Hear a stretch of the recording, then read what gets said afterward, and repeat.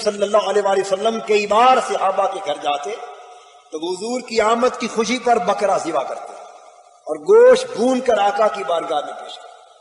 حضرت فاطمہ الزہرا رضی اللہ تعالی عنہ کے گھر جب کبھی بکرے کا گوشت یا کوئی اور گوشت دعوت کے طور پر آتا، وہ کپڑا ڈال کے تھوڑا بھی ہوتا تو اوپر سے ڈھانپ دیتی، اور جانتے ہوئے کہ میرے ابا حضور کو پسند ہے اس وقت تک نہ کھاتی جب تک حضور کو بلا کے شریک نہ کر لیتی۔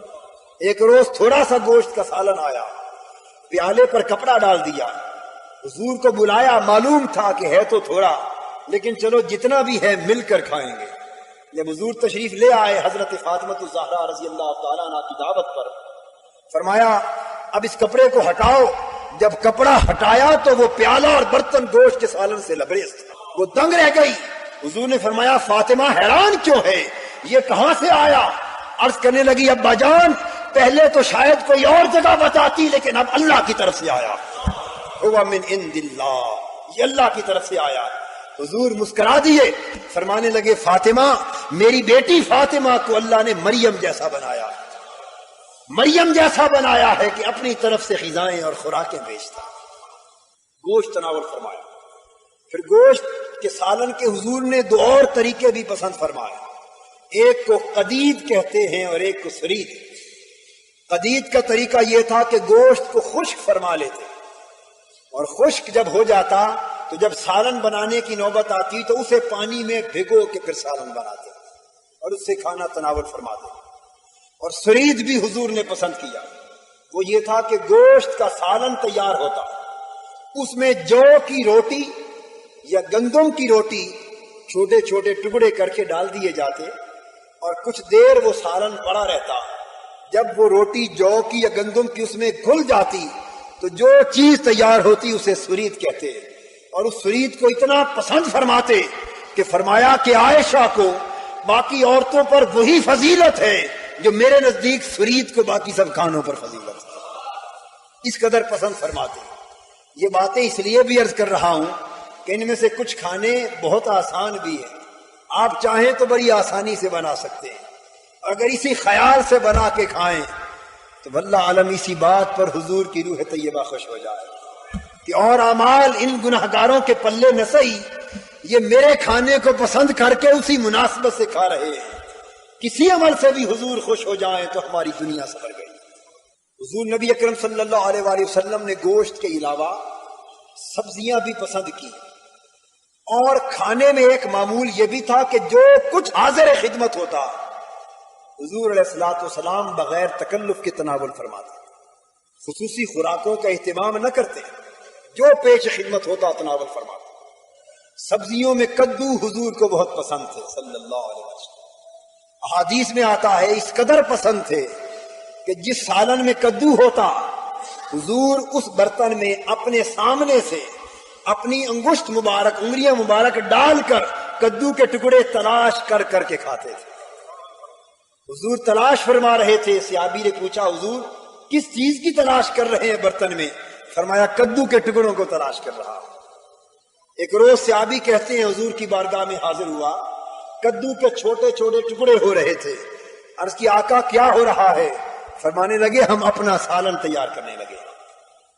کدو سے محبت فرماتے، یہ مزاج میں ٹھنڈا اور معتدل بھی ہے۔ پھلوں کا عالم یہ کہ جو پھل مدینہ کی مارکیٹ میں آتا نیا پھل حضور محبت کے ساتھ اسے قبول فرماتے، اور ہر پھل کو دیکھ کر دعا کرتے کہ باری تعالیٰ تو ہمارے پھلوں میں بھی برکت ڈال اور ہمارے مدینہ میں بھی برکت ڈال۔ اس لیے علماء نے بیان کیا ہے کہ جب کوئی نیا پھل مارکیٹ میں آئے اور آپ کھانے کے لیے لیں تو اس اچھے پھل کو دیکھ کر کھانے سے پہلے حضور پر درود پڑھا کریں۔ یہ درود پڑھنا اچھے پھل کو دیکھ کر یہ مستحبات میں سے ہے، باعث ثواب ہے۔ ہر پھل حضور نے تناول فرمائے، لیکن ان میں سب سے زیادہ پسندیدہ پھل حضور کا کھجور تھا۔ کھجور کو بہت پسند فرماتے، اور کھجور مختلف صورتوں میں تناول فرماتے، کبھی کھجور دودھ میں پکا کے تناول فرماتے، کبھی علیحدہ کھجور کے پختہ پھل کھاتے، کبھی نیم پختہ پھل بھی کھجور کے کھاتے، یعنی شاخوں سے آدھی پکی ہوئی کھجوریں اتروا لیتے اور صحابہ کو اکٹھا کر کے تناول فرماتے. اور کھانے میں حضور کا یہ معمول بھی تھا کہ پسند فرماتے مل جل کر کھانے کو.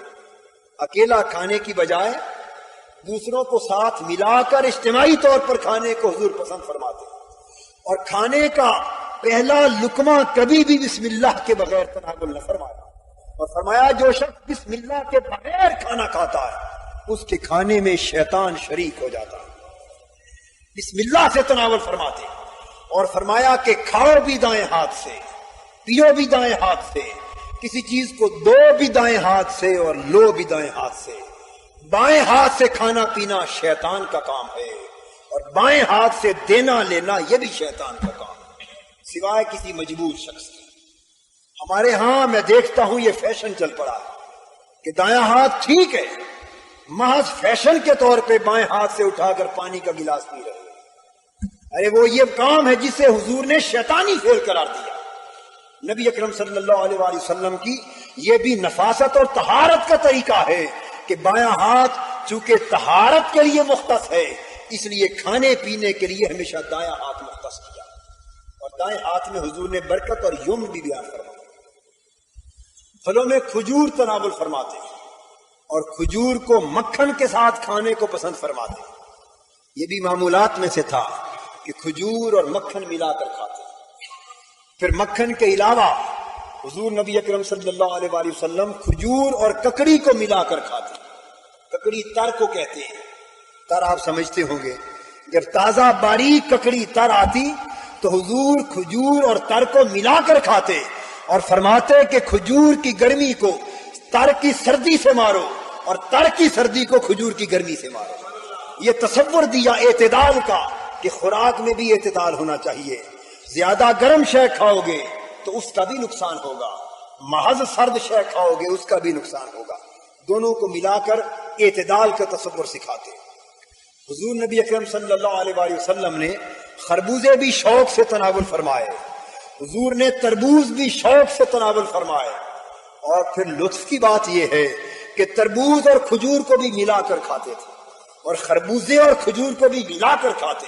اور یہاں بھی یہ فرماتے کہ تربوز ٹھنڈا ہے، کھجور گرم ہے، دونوں کو ملا کر کھائیں گے تو یہ غذا معتدل ہو جائے گی.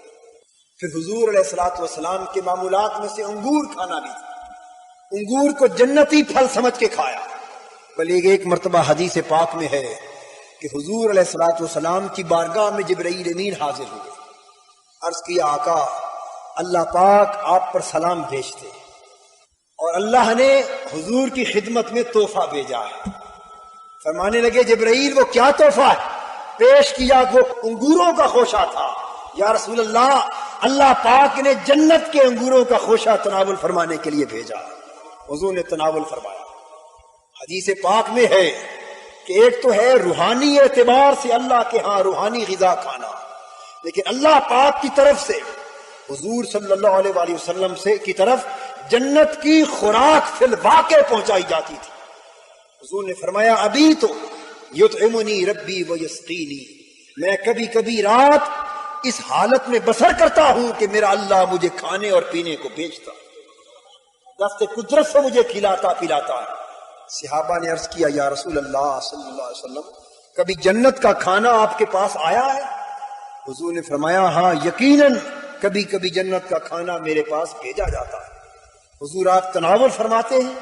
فرمایا ہاں تناول کرتا ہوں. آقا کبھی بچ بھی گیا ہے؟ یہ صحابہ بھی تو بہانے تلاش کرتے تھے، سوال کرنے لگے حضور کبھی بچتا بھی ہے؟ فرمایا ہاں بچ بھی جاتا ہے. حضور بچ جائے تو کیا کرتے ہیں؟ فرمایا واپس بھیج دیتا ہوں، واپس بھیج دیتا ہوں. اس لیے کہ اس دنیا میں اس کھانے کو کھانا یہ بھی تو ہر کسی کا کام نہیں ہے، یہ اسی کا کام ہے جس کا خمیر وہاں کی مٹی سے بنا ہے، جنت اور عالم عقبہ کی سے بنا ہے. تو حضور علیہ الصلوۃ والسلام کشمش بھی تناول فرماتے، منقع بھی تناول فرماتے. اور مشروبات میں حضور علیہ الصلوۃ والسلام کے معمولات میں سے یہ تھا پھلوں میں کالے رنگ کے پیلو کو پسند کرتے. یہ بعض دیہاتی اور صحرائی علاقوں کے رہنے والے لوگ پیلو کو اچھی طرح جانتے ہوں گے. اب شہروں میں کم آتے ہیں یہ پھل، چھوٹے چھوٹے گہرے سرخ یا سیاہ رنگ کے یہ پھل ہوتے ہیں. حضور علیہ الصلوۃ والسلام صحابہ کے ہمراہ تھے اور فرمانے لگے کہ تم کالے رنگ کے پیلو چنو کہ میں بھی بچپن